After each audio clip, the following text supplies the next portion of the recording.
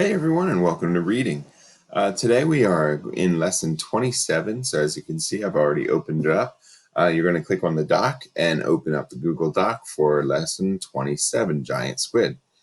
You're going to need to open up the book to see the book.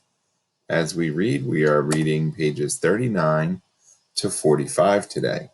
And as we read pages 39 to 45, we're going to be using our annotations or taking notes on what we're reading. So this is our practice for how do we read new material, and what do we do when we read new material, especially informational readings. So we have words that we don't know. You're going to put 2 words down that you hear in this part of the story that you don't know. 2 things that you notice. 2 things that you notice. 2 surprising things that you learn, and 2 things that you wonder. After that, we will review some of the questions that are down here, and then we are finished. So as I read, I'll read pages 39 to 45. I ask that you open up this second document and you answer these questions as you listen. So if you'd like to open up the book as well, you can follow along and then click back and forth to fill in the boxes, and you can pause me while I read if you'd like, or you can read it independently and not listen to me read. So it's really your call. So we are starting on page 39, and it's called Taking the Bait. So this is the title to the story, and here you see an illustration with a diagram, and this diagram is drawn to show you what's going to be talked about in this part of the story. So let's get started. Taking the Bait, page 39. A Japanese doctor of zoology, Tsunemi Kubadera, continued the search using Clyde's documented evidence that sperm whales lead to giant squid. Dr. Kubadera chose to study an area off the Japanese coast where sperm whales come to feed each year from September to December. He programmed a camera to take a flash picture every 30 seconds, and he attached it to a long fishing line. Hooks on the line were baited with chopped shrimps and squids, in the hope of luring a giant squid into camera range. They lowered the fishing line into the deep and waited and waited. Here's a picture of Japan, or a map of Japan, and here's the Pacific Ocean, which this is the giant squid search area. So this is where they placed this device, which is a flag with a pole on a fishing line that has some weights on it that goes down to 3,300 feet here. And then at the bottom of it, there's a small light with a camera with a depth logger. So a depth logger being like a way to say how deep this thing has went. There's a hook with bait and another hook with bait, and then there's a weighted squid jig and bait squid at the bottom. So you have 3 sets of bait, all within, it looks like about 5 feet of each other. So a deep sea camera used baited fishing line to lure the giant squid. So page 40, take a look. Whoa. Kubadera made 23 trips over 3 years to the area and repeated the experiment. So he did this 23 times in 3 years. That's about 7 times per year he went and did this. Finally, a giant squid grabbed the baited hook. For 4 hours, the captured squid twisted and turned. Sometimes it attacked the bait, other times it pulled away trying to escape.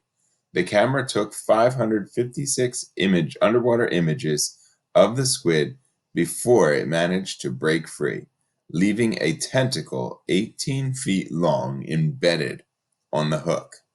When the team brought the tentacle on board, the large suckers grabbed onto the deck of the boat and then onto Kubadera's fingers. So it said that the bait caught the bait with the hook caught this giant squid with the hook on the tentacle, and the squid tried to get away for 4 hours until finally he ripped his tentacle off and swam away with one tentacle left. 2 of the hundreds of underwater photos Kubadera took as the giant squid struggled to free itself from the hook. The images, though fuzzy because they were enlarged, are thrilling to see as they capture a historic moment in science. So here's the first picture they're showing. Whoa, sorry. And here's the second picture they're showing of the giant squid. It's hard to know how big it is, but we know that it's very giant. Now, this squid's 18-foot tentacle was caught on the hook. So here's the tentacle after they brought it up on their boat. And if the tentacle is 18 feet, then you could imagine that the squid is really long. These first photographs of a living giant squid were released in 2005, so about 16 years ago. Clyde celebrated along with the rest of the squid world.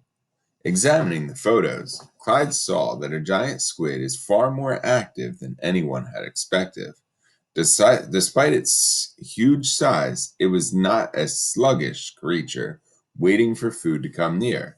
It made Clyde recall his encounter with another aggressive hunter, the Humboldt squid. And you can remember when the Humboldt squid, and Clyde was taking pictures of it, he got bit by it, and its beak got into his leg. Why didn't the giant squid leave circular scars on the scientist? The scars on sperm whales are made by giant squid fighting to avoid the whale's jaws during a fierce but short battle for survival, which the squid usually loses. The giant squid that Kubadera captured was caught in about 3,000 feet of water, and it dragged the heavy camera rig and cable all the way up to about 2,000 feet before it broke loose. By the time the snagged tentacle broke off and the squid escaped, it must have been pretty exhausted calamari, said Clyde. The squid latched to Kubadera's fingers, but didn't have the strength to cause harm. The suckers at the end of the giant squid's tentacles can grasp objects. Pretty wild. That's a pretty big tentacle. Whoa. The first video footage of a living giant squid was taken as it was caught on a fishing line baited with smaller species of squid. Woof. 2 years after Kubadera's photos, another breakthrough, his team recorded the world's first video of a live giant squid. They caught the squid at a depth of 2,133 feet and hauled it to the surface. As the team worked to bring it on board, the thrashing squid fought against the fishing line and shot powerful jets of water from its funnel. These first-hand observations confirmed for scientists that the giant squid indeed is a strong swimmer, an active predator, and a fierce fighter. Tsunemi Kubadera, PhD, sits next to the giant squid he captured to study. It's now on display at the National Museum of Natural History in Tokyo. That is a giant squid. Literally, it's called the giant squid. Page 43, here's a picture of the giant squid hooked up. And it's like, what are you doing to me? Page 44. The hunt continues. The world has learned. Whoa, I'm yawning. Sorry. Oh boy. The world has learned so much about the ocean life since Clyde's days of tracking snails on the beach. He and his fellow teuthologists, giant squid hunters, have discovered and shared a great deal about giant squid and other ocean mysteries. We know what giant squids eat. We know what eats them. We know more about how to find them. We know more about their distant and mysterious ecosystem. We know what they look like, alive and active. But there's so much more we need to find out about this legendary creature. We still know so little about its behavior and biology. Although Clyde Roper has retired from the Smithsonian, his determination to find a living giant squid continues. because he has many more questions to answer. Do giant squid gather in huge groups to court and mate like some other squids do? Do they protect their eggs until they hatch, as the mother octopuses do? Do they squirt ink? Is the ink bioluminescent, meaning does it glow? How strong are their arms and tentacles? A giant squid is one of the most popular exhibits in the St. Ocean Hall of the Smithsonian Museum of Natural History in Washington, D.C. So it looks like if you go to the St. Ocean Hall in the Smithsonian Museum of Natural History in Washington, D.C., you can see a giant squid firsthand. In page 45, scientists hope someday to see at least one of the estimated millions of giant squids swimming, eating, courting, fighting, and just being itself in its home in the inky blackness of the deep sea. Clyde Roper often stops by the St. Ocean Hall of the Museum of Natural History to visit the male and female giant squid that are on display there, encased in black plexiglass coffins, floating in a special liquid that preserves them for all to see. They almost seem like creatures from another planet.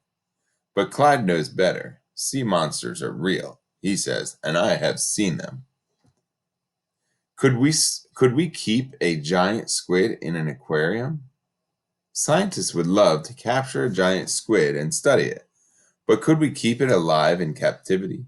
Richard Lerner, the curator of fishes in the National Aquarium of Baltimore, Maryland, doubts it. There are so many unanswered questions. Will it eat anything else in the tank with it? Will it accept dead food? Can it live in shallow water, since it's used to be in the pressure of the deep sea? Can squid live in very cold temperatures, so the chiller would have to be too immense? Giant squid aren't designed to handle walls. What if it tried to jet propel backwards? It would crash into the walls of the tank. There's no tank in the world that could hold it. Sounds pretty wild to me. So now that we've finished reading, now you guys can go back into this document and see, did you fill in these words you didn't know? Did you fill in some things that you noticed? Did you fill in something surprising? How about something you're wondering? So you should have 2 things in every box. If you don't, I'm here to help. Some words that you might not have known from that story. You can choose 2 from this list. Zoology, baited, luring, conditions, consolidate, hauled. You can choose 2 of those words that you don't know and put in yours. Some things that I noticed, and you could put down 2 of these items. The giant squid always loses the fight with the sperm whale. On page 41, the squid's tentacles look sucky in the photograph. Squids are fierce fighters, page 42. Kubadera didn't have any marks from the squid in his fingers, page 41. Some things that I saw that were surprising. The tentacle is 18 feet long. That's huge, 3 times my height. The camera took a picture every 30 seconds. That's a lot of pictures. The 18-foot tentacle got caught and ripped off the hook. Ugh, he ripped off his tentacle when he swam away. A tank can't hold a giant squid. That's pretty intense. That means they're pretty powerful. And then something I'm wondering, is Clyde going to capture another living giant squid? Is the squid ink poisonous or bioluminescent? How was the ripped off tentacle still able to move? Yeah, that's weird. Why does Clyde want to learn so much about the giant squid? So these are some options that you could put down if you missed some of the boxes or you couldn't think of something. So something to help you out if you're doing this independently. Join our Zoom and we'll talk about it. All right, guys. So That brings us down here. So we have, based on the information on page 39, how are Dr. Roper and Dr. Kubadera similar? So what are one or two things that you would say are similar about the two people, Dr. Roper and Dr. Kubadera? What are they both interested in? What did they both do? So based on the information on page 39, Dr. Roper and Dr. Kubadera are similar because they both studied the giant squid. They both called toothologists. Then, how did Dr. Kubadera study squid? What did he do that was different than Dr. Roper? Well, Dr. Kubadera, he studied squid by attaching a camera to the end of a bait line. The camera took a picture every 30 seconds. It's a little different than what Dr. Roper did because Dr. Roper, he got into a submarine and he went down trying to find them. Pretty wild. A little different. Use evidence from the text on page 41 to explain how Dr. Roper felt about Dr. Kubadera's success. So, if Dr. Roper was studying the giant squid all his life and never seen a living one that was healthy and moving, and Dr. Kubadera took pictures of one and caught one, how do you think that made Dr. Roper feel? Well, look at page 41, and you could see exactly how it made him feel. Because they are a family of scientists who are trying to do this together, even though they're not working directly with each other. These were the first photographs Clyde celebrated along with the rest of the squid world. So you should know then that on page 41 it says that Dr. Roper celebrated Dr. Kubadera's success. This tells me he was very happy for Dr. Kubadera, and I think that that means a lot to see that somebody else succeeded, even though you didn't, knowing that somebody did. That's pretty exciting. Okay, so I have done some research while I put you guys on pause for a second, but you won't know that because it was really quick. But I've done some research and I found a video that I want you guys to see. And this is the guy that we were just talking about, Dr. Kubadera. And this is his boat when he saw the giant squid, and he was in a submarine down there, and it was one of his expeditions that he did after they learned how to find them and how to bait them in. And it shows you what kind of squid he baited him with and how big the squid was that he baited it with. And then check this. Documentary was that the bait squid that Dr. Kubadera used, a 1 meter long diamondback squid, had a light attached to it, a squid jig of the type that longline fishermen use. And I think it was this light that brought the giant in. Now, what you're seeing is the intensified camera's view of the red light. And that's all Dr. Kubadera could see when the giant comes in here. And then he got so excited, he turned on his flashlight and wanted to see better. And the giant did not away. So he was turning on the flashlights of the submersible, bringing the picture of legend from the mystic history into high resolution video. It was absolutely breathtaking. And head to tail, So this part right here is the bait fish. This is the squid's body. The eye is right in this range, and there's the funnel right here, and these are the arms and tentacles. Now just listen to what she says about it. intact and fully extended, it would have been as tall as a 2-story house. How could something that big There's its eye and its funnel. until now? We've only explored about 5% of our ocean. There are great discoveries yet to be made down there. Fantastic creatures representing millions of years of evolution and possibly bioactive compounds that could benefit us in ways that we can't even yet imagine. So That kind of just goes to show how intense the search was, and it's pretty neat to see this video footage of it. So you can see why all the scientists would be quite excited about this footage because a lot of scientists put a lot of time into trying to find it. So there you go. I hope you enjoyed that piece, and I'll talk to you later. Make sure you finish your spelling and your grammar. Palm it.